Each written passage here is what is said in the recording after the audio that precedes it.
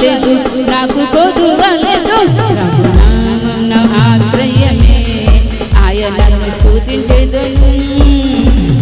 మహిమన జీవితమే, ఆయనను వెంబడుదును. యెహోవా రాఫా స్వస్థతనిచ్చెను. యెహోవా రాఫా స్వస్థతనిచ్చెను. భయము లేదు, నాకు భయము లేదు, భయము లేదు, నాకు భయము లేదు, భయము లేదు, నాకు భయము లేదు, భయము లేదు, నాకు భయము లేదు. ప్రభునామమున ఆశ్రయమే, ఆయనను స్తుతించెదను. మహిమన జీవితమే, ఆయనను వెంబడుదును. ప్రభునామమున ఆశ్రయమే, ఆయనను స్తుతించెదను. మహిమన జీవితమే, ఆయనను వెంబడుదును. యెహోవా షాలోమ్ శాంతినిచ్చెను. యెహోవా షాలోమ్ శాంతినిచ్చెను. శాంతిదాత నా శాంతిదాత, శాంతిదాత నా శాంతిదాత, శాంతిదాత నా శాంతిదాత, శాంతిదాత నా శాంతిదాత. ప్రభునామమున ఆశ్రయమే, ఆయనను స్తుతించెదను. మహిమన జీవితమే, ఆయనను వెంబడుదును. ప్రభునామమున ఆశ్రయమే, ఆయనను స్తుతించెదను. మహిమన జీవితమే, ఆయనను వెంబడుదును. యెహోవా నిసియే ఎల్లప్పుడూ జయమిచ్చును. యెహోవా నిసియే ఎల్లప్పుడూ జయమిచ్చును. జయమున్నది నాకు జయమున్నది, జయమున్నది నాకు జయమున్నది, జయమున్నది నాకు జయమున్నది, జయమున్నది నాకు జయమున్నది. ప్రభునామమున ఆశ్రయమే, ఆయనను స్తుతించెదను. ప్రభు మహిమన జీవితమే, ఆయనను వెంబడుదును. ప్రభునామమున ఆశ్రయమే, ఆయనను స్తుతించెదను. ప్రభు మహిమన జీవితమే, ఆయనను వెంబడుదును. యెహోవా ఈరే అన్నిటిని చూచుకొను. యెహోవా ఈరే అన్నిటిని చూచుకొను. కొదువ లేదు, నాకు కొదువ లేదు, కొదువ లేదు, నాకు కొదువ లేదు, కొదువ లేదు, నాకు కొదువ లేదు, కొదువ లేదు, నాకు కొదువ లేదు. ప్రభునామమున ఆశ్రయమే, ఆయనను స్తుతించెదను. ప్రభు మహిమన జీవితమే, ఆయనను వెంబడుదును. ప్రభునామమున ఆశ్రయమే, ఆయనను స్తుతించెదను. ప్రభు మహిమన జీవితమే, ఆయనను వెంబడుదును. హల్లెలూయా. ఈ నోవహుతో దేవుడు అన్నాడు, భూలోకం నా దగ్గర నా సన్నిధిలో చెడిపోయింది నోవహు, నువ్వు మాత్రం నా దృష్టిలో కృప పొందావు గనుక. నోవహు దేవుడు సమస్త శరీరం మూలంగా బలాత్కారంతో నిండింది భూమి అంతా కూడా, సమస్త శరీరం మూలంగా గనుక నా సన్నిధిని వారి అంతం వచ్చింది. ఇదిగో వారిని భూమితో కూడా నాశనం చేస్తాను. చితిసారకవం రానుతో నీవు నీ కొరకు. హల్లెలూయా. 14 వచ్చిన చదవండి. స్థితిచారకవు రానుదు నీ కొరకు.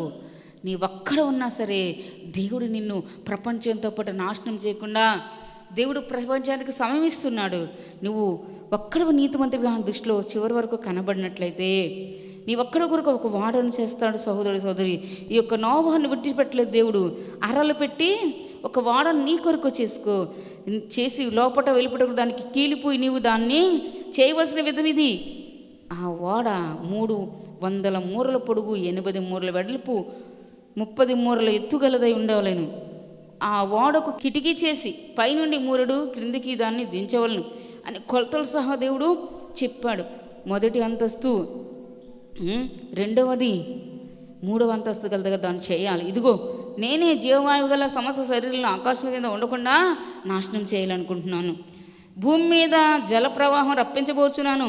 భూలోకమందు ఉన్న సమస్తం కూడా చనిపోతుంది. కనుక నువ్వు నా దృష్టిలో కృప పొందావు కనుక, నాతో నడుస్తున్నావు కనుక నిన్ను సంహరించను. నీ కొరకు, నీ కుటుంబం కొరకు ఒక వాడని చేసుకో. నువ్వు దాంట్లో నువ్వు ఉండాలి. నోవహు అని దేవుడు, నేను సమస్తాన్ని భూలోకమంతటిని సమస్తమును చనిపోతాయి కనుక చంపేయాలనుకుంటున్నాను. అయితే నీతో నా నిబంధన స్థిరపరుస్తాను. నీతో కూడా నీ కుమారులు కూడా, నీ భార్య కూడా, మీ కోడళ్ళు కూడా మా వాడలో ప్రవేశించాలి మనము. మరియు నీతో కూడా వాటిని బ్రతికించి ఎంచుకుంటకు సమస్త జీవుల్లో అనగా సమస్త శరీరంలో ప్రతి జాతిలోని 2 చొప్పున నీవు వాడలోనికి తేవలను. వాటిలో మగది ఆడది ఉండాలి. ప్రతి సమస్త జీవులు కూడా 2 వాడలో నువ్వు తేవాలి. మగది ఆడది ఉండాలి. అందులో నీవు వాటిని బ్రతికించుకొను. బ్రతికించుకుంటే వాటి జాతుల ప్రకారం పక్షుల్లో, వాటి జాతుల ప్రకారం జంతువులన్నిటిలో, వాటి జాతుల ప్రకారం నేల ప్రకారం పురుగులన్నిటిలో కూడా ప్రతి జాతిలో 2 చొప్పున నీ యొద్దకు రావాలి. హల్లెలూయా. నీ యొద్దకు 2 చొప్పున ప్రతి జాతిలో ప్రతిదీ 2 చొప్పున నీ యొద్దకు అవి వస్తాయట. అవి వచ్చును. హల్లెలూయా. చూడండి, నోరు లేనివి జంతువులన్నీ నోవహు వాడ చేసిన తర్వాత దేవుడు చెప్తా ఉన్నాడు, అవంతటవే 2 ఆడదే మగది నీ దగ్గరికి వస్తాయి. సింహం నీ దగ్గరికి వస్తుంది, ఆడదే మగది. పులి నీ దగ్గరికి వస్తుంది, ఆడదే మగది. ఏనుగు నీ దగ్గరికి వస్తుంది, ఆడదే మగది. ప్రతి జీవి, ప్రాకే పురుగులతో సహా, ఎగిరే పక్షులతో సహా 2 నీ దగ్గరికి వస్తాయి. అవి వచ్చినన్నాడు దేవుడు. చూసారా, నోరు లేని దేవుని మాట వింటున్నాయి. 2 చొప్పున నీ యొద్దకు అవి వచ్చును. మరియు తినుటకు నానా విధములైన ఆహార పదార్థములు కూర్చుకొని నీ దగ్గర ఉంచుకొనుము. అవి నీకును వాటికి నీ ఆహారం అవుతాయి. Hallelujah. Glory glory glory glory glory glory to God.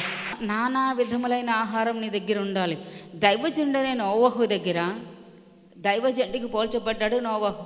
నానా విధాలైన ఆహార పదార్థాలు ఉంటాయి. నీకు స్వస్థత కావాలా? దైవిక స్వస్థత. కొంతమందికి వాక్యం ద్వారా స్వస్థత వస్తుంది, కొంతమందికి పాటల ద్వారా స్వస్థత వస్తుంది, దైవజనులు హస్త నిక్షేపణ వల్ల స్వస్థత వస్తుంది. నానా విధాలుగా నీకు వాక్యం ద్వారా నువ్వు సరిచేయబడాలా? వాక్యం ద్వారా నువ్వు సరిచేయబడతావు.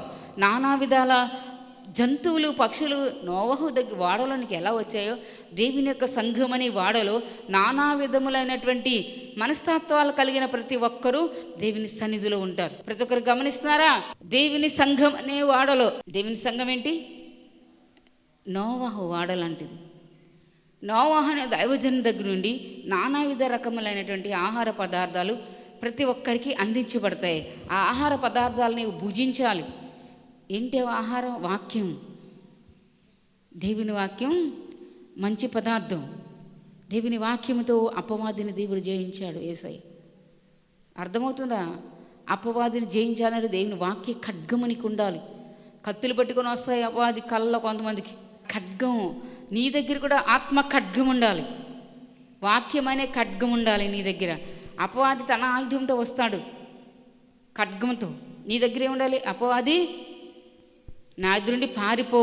ఎందుకంటే అపవాదిని ఎదిరించండి, అప్పుడు వాడు మీ ఎదురుండి పారిపోతాడని దేవుని వాగ్దానం నాకుంది అని నువ్వు వాక్య ఖడ్గాన్ని ఎత్తి అపవాదిని జయించాలి. హల్లెలూయా. స్వస్థతల్లో చూస్తూ ఉన్నారు కదా,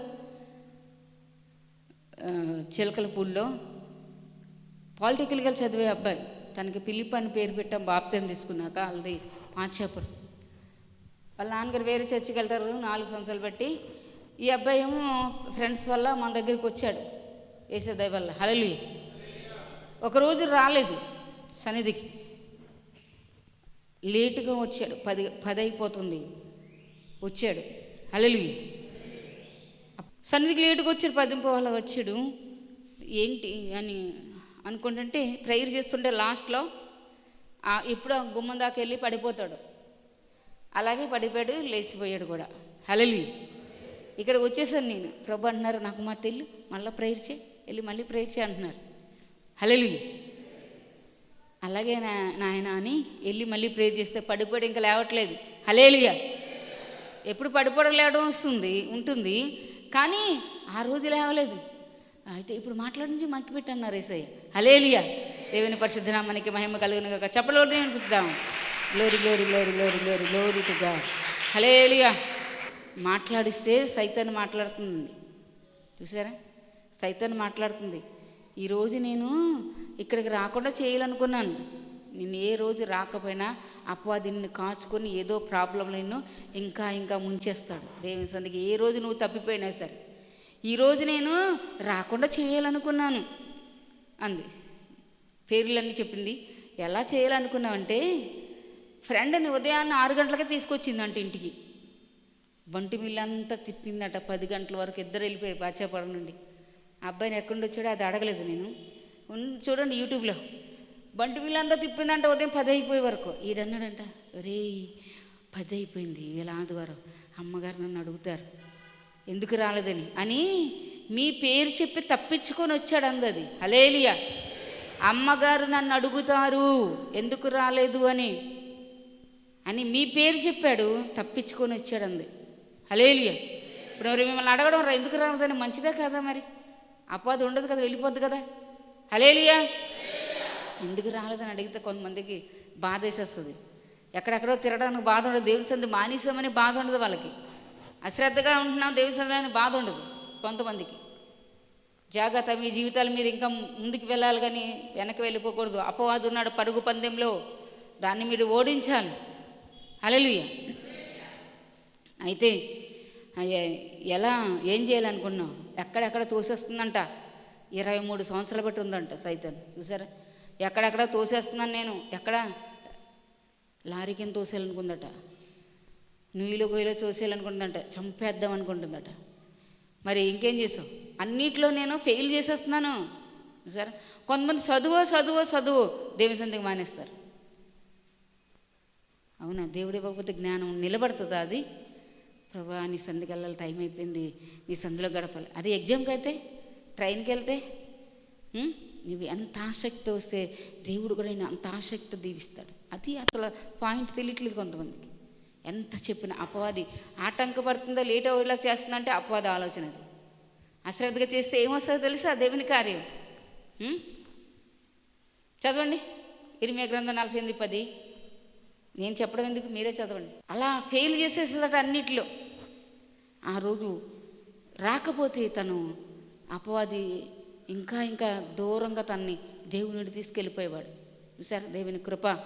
అందరినీ అడిగి దేవుని సందికి ఎందుకు రావట్లేదు, రండి, మానకూడదని దైవజనులు గద్దింపు, హెచ్చరింపు. అపవాదికి ఒక సింహస్వప్నం లాంటిది. అమ్మో, దైవజనులు అడుగుతారట, మనం విడిచిపెట్టేద్దాం, ఏమన్నా జరుగుతుంది మనకు కూడా అని అపవాది పారిపెట్టి విడిచిపెట్టి. హల్లెలూయా. అప్పుడు తను దేవుని సందికి రాగలిగాడు. చదవండి 48:10 ఇర్మీయా గ్రంథం. అదిగో చూసారా, ఆల్రెడీ అక్కడ వచ్చేసింది. దేవుని కార్యాలు శ్రద్ధగా చేయిస్తున్నావా ఈరోజు నువ్వు? జాగ్రత్త, అపవాది ప్లాన్ నువ్వు గుర్తించాలి. పందెంలో పరిగెడుతున్న అపవాదిని ఓడించాలని ఏ రోజు దేవుని సంది ఎగ్గొట్టినా ఆ రోజు ఆశీర్వాదం పోతుందే. అది భయం ఉండాలి. హల్లెలూయా. భయం ఉన్నవారు దేవుని యెహోవా భయం వారికి ఐశ్వర్యమట. హల్లెలూయా. ఇంకా ఉంది సామెతల గ్రంథము 22:4. హల్లెలూయా. యెహోవా యందు దేవుని యందు భయభక్తులు కలిగి ఉంటే వినయమునకు ప్రతిఫలం వచ్చేసింది ఆల్రెడీ. దాని వలన ఏమొస్తుంది నీకు? ఐశ్వర్యం వస్తుందట, ఘనత వస్తుందట. నువ్వు ఎక్కువ సంవత్సరాలు బ్రతుకుతో క్షేమంగా. ఐశ్వర్యం ఉంటే ఇంకేం కొద్దిగా ఘనత కూడా దేవుడు ఇస్తాడు నీకు. దేవుడు అంటే భయభక్తులు కలిగి ఉంటే. అంతేగాని వేటి కొరకు భయభక్తులతో వెళ్తారు. దేవుని సంధికి వచ్చినప్పుడే అపవాది నీకు ఆ విధంగా ఈ విధంగా ప్లాన్లు వేస్తూ ఉంటాడు. తన దేవుని సంధి నుండి ఎలా రప్పిద్దాం బయటికని. సరే, ఒక వజ్రాల వ్యాపారి ఉండేవాడట. అతను దేవుని నమ్ముకున్న బిడ్డ. ఆదివారం ఎన్ని వచ్చినా సరే తన దేవుని సంధి విడిచి వెళ్ళేవాడు కాదట. ఎంత ఎక్కువ ఇస్తానన్నా సరే. అటువంటిది సడన్గా ఒక ఆదివారం ఫోన్ వచ్చిందట. సన్నిధిలో ఉన్నాడు. ఫోన్ వచ్చిందట, నీకు ఇన్ని వజ్రాలు తెచ్చాం, నువ్వు కోరినట్టుగా నువ్వేదైతే అడిగావో అన్ని వజ్రాలు తెచ్చాం, మేము అడిగిన డబ్బు ఇస్తా అన్నావు కదా, ఈ రోజు రా, ఈ టైంలో రా అని చెప్పారు. అయ్యో నేను దేవుని సందులోన సాయంకాలం వస్తాను, ఇప్పుడు రాను అని చెప్పాడు. అయితే మేము వేరే వాళ్ళకి ఇచ్చేస్తాం ఈ వజ్రాలు, మేము వెళ్ళిపోతాం, మేము ఇక్కడ ఉండం. స్మగ్గిల్ గుడ్స్ అంటే అవి దొంగ సరుకు అనమాట. ఇంత నీకు ఇస్తాం, ఇంతకు ఇస్తాను కదా, ఇంత నీకు ఆఫర్, నీకు ఎక్కడ రాదు ఇంత తక్కువకి అని చెప్పి పిలిచారట. అవును కదా, ఈరోజు ఒక్కరోజు 8 సంవత్సరాలు బట్టి దేవుని సందులో ఉన్నాయి అనుకొని, ప్రభా ఒక్క క్షణమే నాయన క్షమించు అని చెప్పి వెళ్ళిపోయాడట. వెళ్ళిపోగానే వాళ్ళు లోపలికి పిలిచారు. అతను షాపులో, బంగారం షాపులో షట్టర్ని దించేశారు, అతను చంపేసి అతని దగ్గర ఉన్న డబ్బు తీసుకొని ఆ వజ్రాలు కూడా తీసుకొని పారిపోయారు. చూసారు, అబ్బా అది ఏదో రకంగా ప్లాన్ వేస్తాడు. దేవుని సందుండి ఎడం చేసి దేవునికి దూరంగా చేస్తాడు. ఫస్ట్ దూరం అయిపోయాడు, సంధి విడిచి వెళ్ళిపోయాడు, ఎప్పుడు వెళ్ళలేని వాడు. హల్లెలూయా. ఎన్ని వచ్చినా దేవుని సంధిని మనం విడవకూడదు. అది దేవుడు చూస్తాడు. అపవాది ఎదిరిస్తే అపవాది పో సాతాను, ఈవేళ కాకపోతే దేవుడు నాకు రేపిస్తాడు. నా దేవుడు, నేను నా దేవుని సంధి కంటే దేన్ని ఎక్కువగా మైండ్ చేయను, దేవుని సంధి కంటే ఎక్కువ దేన్ని చూడను. నేను ఈరోజు ఇస్తే అంత, రాకపోతే అంత, మిగతా రోజులు ఇస్తాడు నా దేవుడు. నీ కుయుక్తులు కుతంత్రాలు నాకు తెలుసు, నా దేవుని నన్ను ఎడబాట్లేదు ఏది కూడా అని చెప్పి నువ్వు అపవాదిని ఎదిరించగలిగితే అంతగా మించిన ఆశీర్వాదాలు మిగతా రోజులు అన్నింటిలో దేవుడు నీకు ఇస్తాడు. సోదరి హల్లెలూయా, హల్లెలూయా, హల్లెలూయా, హల్లెలూయా. దేవుని సన్నిధిలో ప్రార్థనాపూర్వకంగా ఉండు, ప్రార్థన చేసుకో. ఈరోజు కాకపోతే రేపిస్తాడు. ఇప్పుడు తొందర ఏముంది, దేవుడు ఇవ్వాలనుకుంటే ఎంత, అది ఆలోచించాలి. దేవుడు ఇస్తే కరెక్ట్గా ఉంటుంది. ఎవరన్నా ఇస్తే ఎంత ఇస్తారు చూడండి. మన ప్రాణం ఎవరు ఇవ్వాలి, మన ప్రాణం ఎవరి చేతిలో ఉంది. హల్లెలూయా. అయితే నోవాహు దేవుని దృష్టిలో కృప పొందాడట. దేవుని కృప, దేవుని ఆశీర్వాదం ఆయనతో నడిచే వారికి ఉంటుంది. ఏదన్నా వచ్చిందనుకోండి, మధ్య మార్గంలో దేవుని చెయ్యి విడిచిపెట్టేసి వేరే దాంట్లోకి వెళ్ళిపోవడం, అది నడవటమా? అయితే ఈ యొక్క నోవాహు నివసించడానికి ఒక్క వాడన కట్టుకోమన్నాడు దేవుడు. ఒక్కడు దేవునితో నడిచినందుకు, కుటుంబం మొత్తాన్ని దేవుని భయభక్తిలో ఉంచుకున్నందుకు నోవాహట జలపాలయం రప్పించబోతున్నాడు దేవుడు. అందరూ కూడా దేవుని నమ్ముకోండి అని చెప్పి సువార్త చేశాడట. అందరూ వాడని చేస్తుంటే అప్పటికి ఇంకా భూమి మీద వర్షం పడలేదట. ఆవిరి లేచి తడుపుతూ ఉండేదట భూమిని. అందరూ కూడా హేళన చేసేవారట. ఏంటి వర్షం వచ్చేద్దా, ఇప్పుడు వరకు రానేలేదు, మేము చిన్నప్పుడు మా తాత ముత్తాతల నుండి చూస్తున్నాం, ఇప్పుడు వరకు రానేలేదు, వచ్చేస్తుందా? దేవుడు చెప్పాడట అతనితో, 3 అంతస్తులు కట్టేశాడు అని రకరకాలుగా హేళన చేసేవాడట సువార్త ప్రకటిస్తున్నప్పుడు. అయితే నోవాహు ఎవరేమన్నా బాధపడలేదు, ఎవరేమన్నా తను పట్టించుకోలేదు. అయ్యా నిజమేనండి, దేవుడు నాతో నిజంగానే చెప్పాడు. దైవజనులకు కూడా, మేము కూడా దేవుడు ఎప్పుడైనా మాట్లాడాడు, ఎప్పుడైనా చెప్పాడంటే ఎంతమంది నమ్ముతున్నారు? కొంతమంది నమ్మరు. హల్లెలూయా. దేవుడు మాతో మాట్లాడలేదు, దేవుడు మాట్లాడేశాడా, చెప్పేశాడా అనుకునే వాళ్ళు కొంతమంది. హల్లెలూయా. అయితే దేవుడు మాట్లాడితే అది కరెక్ట్గా జరుగుతుంది. హల్లెలూయా. దేవుడు మాట్లాడితే అది ఏం జరుగుతుంది, కరెక్ట్గా చేస్తాడు ఆయన. కనుక చూడండి, మొదటి పేతురు 3:19 నుండి, దేవుని దీర్ఘశాంతం ఇంకా కనిపెట్టుచున్నప్పుడు పూర్వము నోవహు దినముల్లో వాడ సిద్ధపరచబడుచుండగా అవిధేయులైన వారి యొద్దకు, అనగా చెరలోనున్న ఆత్మల యొద్దకు ఆయన ఆత్మరూపిగానే వెళ్ళి వారికి ప్రకటించాడు. దేవుడు కూడా నిజంగానే ఇతను వాడకడతాడు కదా, నిజంగానే వచ్చేస్తుంది కాబోలు అని అనేపించేలాగా ఆత్మరూపుగా వెళ్ళి దేవుడు ప్రకటించేట సువార్త. ఆ వాడలో కొందరు, అనగా 8 మంది నీటి ద్వారా రక్షణ పొందిరి, దానికి సాదృశ్యమైన బాప్తిసం ఇప్పుడు మిమ్మల్ని రక్షించున్నది. హల్లెలూయా. అదేదనగా శరీర మాయం తీసివేయకుంటూ కాదు, కానీ యేసుక్రీస్తు పునరుద్ధాన మూలంగా దేవుని విషయము నిర్మలమైన మనస్సాక్షినిచ్చు ప్రత్యుత్తరమే. ఆయన పరలోకమునకు వెళ్ళి దూతల మీదను అధికారుల మీదను శక్తుల మీదను అధికారం పొందినవాడై దేవుని కుడిపార్శాన ఉన్నాడు. హల్లెలూయా. ఆత్మరూపిగా నోవహులో ఉండి దేవుడు సువార్తను ప్రకటించాడు. దేవుని ఆత్మ ద్వారా దేవుని సువార్తను ప్రకటిస్తున్నాం మనం. హల్లెలూయా. అదేవిధంగా ఆ టైంలో ప్రకటించాడు. ఆయన సరే హేళన చేశారట నోవహుని, ఎవరు కేర్ చేయలేదు. అయితే కొన్నాళ్ళకి ఆ వాడ పూర్తి అయిపోయింది. పూర్తవగానే నోవహు ఇంక నేను రాత్రి పగలు 40 రోజులు ప్రచండమైన వర్షాన్ని కురిపించబోతున్నానంటే ఆ వాడ ఇలా కొంచెం కొంచెం పైకి లేస్తుందట. వర్షం వచ్చేసింది. రాత్రి పగలు పరలోకపు తూములు విప్పబడ్డాయి. వర్షం వచ్చేస్తుంది. నోవహు తలుపులట దేవుడు మూసాడట. ఒకవేళ నోవహు జాలిపడి వీళ్ళకు తలుపులు తీసేస్తాడేమో. సువార్త వినకుండా అప్పటికప్పుడు కొంతమంది ఇంతే, దేవుడు సమయం ఇచ్చినప్పుడంతా, ఆరోగ్యం ఉన్నప్పుడంతా వెనక పెడతారు. వాళ్ళ పనిపాట్ల ముందు దేవుని సన్నిధి వెనకాల. చూసారా, మాకు అన్నీ బాగానే జరిగిపోతున్నాయిలే, అన్నీ బాగానే ఉన్నాయిలే, అన్నీ ఇచ్చింది ఎవరు? ఆయన్ని గణపరచరు, ఆయన్ని వెనకాల పెట్టేస్తారు. హల్లెలూయా. అది చాలా తప్పు దేవుని దృష్టిలో. అయితే ఈ నోవహు ప్రకటించినప్పుడు వాళ్ళంతా హేళన చేసి వెనక పెట్టారు ఆయన మాటలు. ఇప్పుడు నిజంగా వర్షం వచ్చేసరికి తలుపులు కొడతా ఉన్నారు. దేవుడు నోవహు వాడ తలుపులు మూసాడట. సరే, దేవుడు సమయం ఇచ్చినప్పుడు సద్వినియోగం చేసుకోకపోతే దేవుడు తర్వాత కూడా ఏం చేయలేడు. ఒక్క రోజులో పిల్లలు పుట్టేసి ఎదిగేసి పరిగెత్తేసి పరుగు పందెంలో గెలిచేస్తారా? ఒక్క రోజులో జరిగే పని అయినా అది? లేకపోతే ఒక్కరోజు చదువు మొదలు పెట్టావు, వాళ్ళు చదివావు, ఏబీసీలు చదివావు, పేపర్ చదివేస్తావా, బుక్ చదివేస్తావా? ఒక్క రోజులో రాదు. హల్లెలూయా. అలా అభ్యాసం చేయాలి దేవుని కార్యాలు. అపవాది మధ్యలో నిన్ను ఎక్కడెక్కడో మనసు అంతా తిప్పేస్తాడు, బ్రేక్ చేసేస్తాడు. హల్లెలూయా. వాటినన్నిటిని నీవు జయించాలి. దేవుని వాక్య ఖడ్గం నీకు ఉండాలి. పైపైన కొంతమంది పెదవులపైన ఉంచుకుంటారు, హృదయంలో ఏముండదు, భయభక్తులు ఏముండవు. మీరు జీవితాల ద్వారా దేవుని ఘనపరచాలి. సోదరు సోదరి, నీకు చేతికి వచ్చింది ఏ పైనైనా లోపం లేకుండా, శక్తి లోపం లేకుండా చేయాలట. శక్తి లోపం ఉంటే పాతాళంగా వెళ్ళిపోతారట వాళ్ళు, లోపంగా చేస్తే. అర్థమైందా? ప్రసంగి గ్రంథంలో ఉంది. శక్తి లోపం ఉండకుండా పూర్ణ శక్తితో చేయాలట. హల్లెలూయా. కనుక సోదరు సోదరి, వర్షం వచ్చేసింది. నోవాహుని తన కుటుంబకుల్ని దేవుడు రక్షించి ఇప్పుడు మనమంతా జనరేషన్ అంతా కూడా నోవాహు సంతానము. తర్వాత ఈ యొక్క అబ్రహాము సంతానం. నోవాహు నుండే అబ్రహాము రావటం జరిగింది. హల్లెలూయా. ఆ విధంగా దేవుడు ఒక్క వ్యక్తి నుండి ఆయనలో మంచి గుణాలను చూసి దేవుడు ఎన్నుకున్నాడు. 40 దినాలు వర్షం. మొన్న ఆ మధ్యలో కూడా అరారత్ కొండల్లోనే ఎక్కడో నోవహు వాడ కనిపించిందట. చరిత్రలో చెప్తూ ఉన్నాయి, వార్తల్లో చెప్పారు. ఆ మధ్యలో అక్కడ ఉండిపోయిందట నోవహు వాడ. అరారత్ కొండల మీద కనిపించిందట.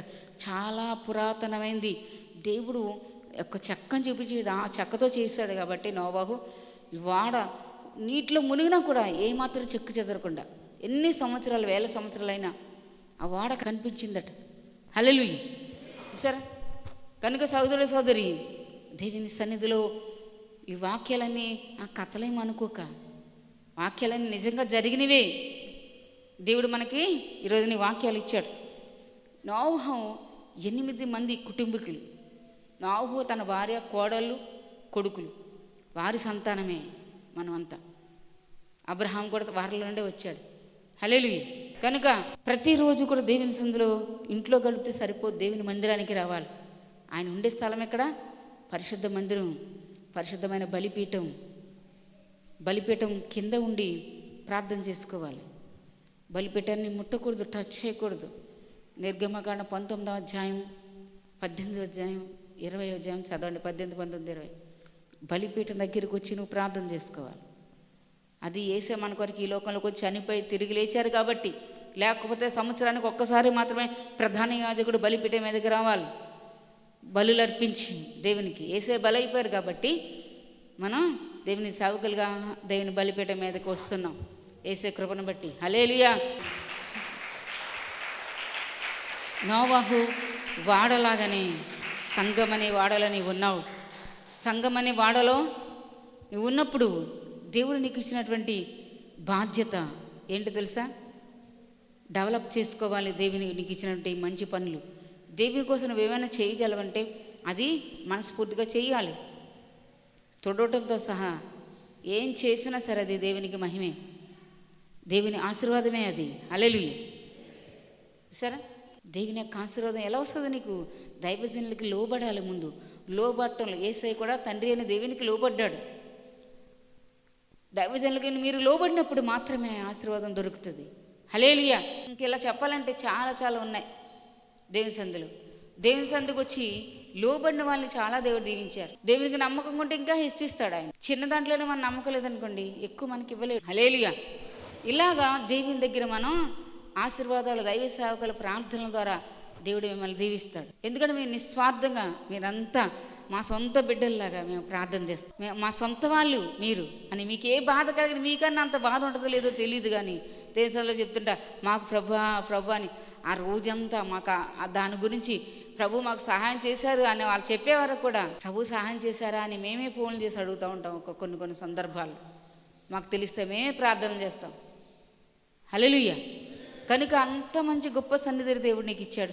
సోదరి, నీ మనసు విప్పి దేవునితో చెప్పు, మనసు విప్పి దైవజనులతో చెప్పు, బాధ పంచుకో. అంతేగాని దేవునికి నీకు మధ్యలో ఏదో వచ్చినట్టు నువ్వు దేవుని సంధిని నిర్లక్ష్యంగా ఉండొద్దు. దేవుని సంధిలో చేసిన తీర్మానాల్లో ముందుకు వెళ్ళు. ఆ విధంగా ప్రతి ఒక్కరికి సహాయం చేయను గాక. దేవుడి వాక్యం దీవించను గాక. యేసు నామములో ఆమేన్. ఆమేన్.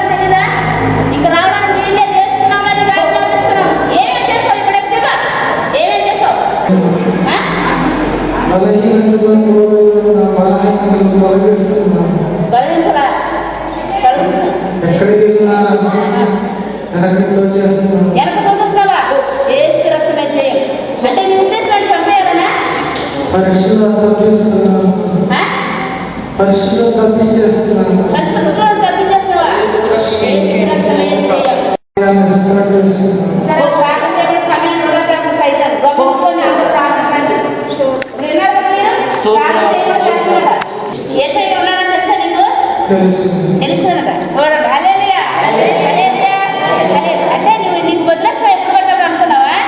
అంతేనా? మేమెవరో తెలుసా? మేమెవరో చెప్పు.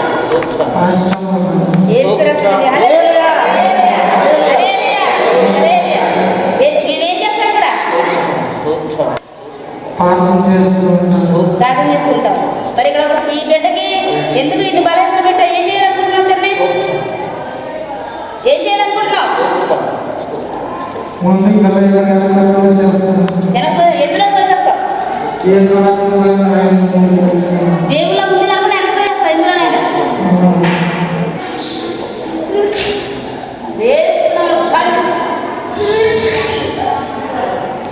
తెలుసుకున్నావా? తెలుసుకున్నా చెప్పు రా కదా, చెప్తూ రాని ఏస్తున్నాములో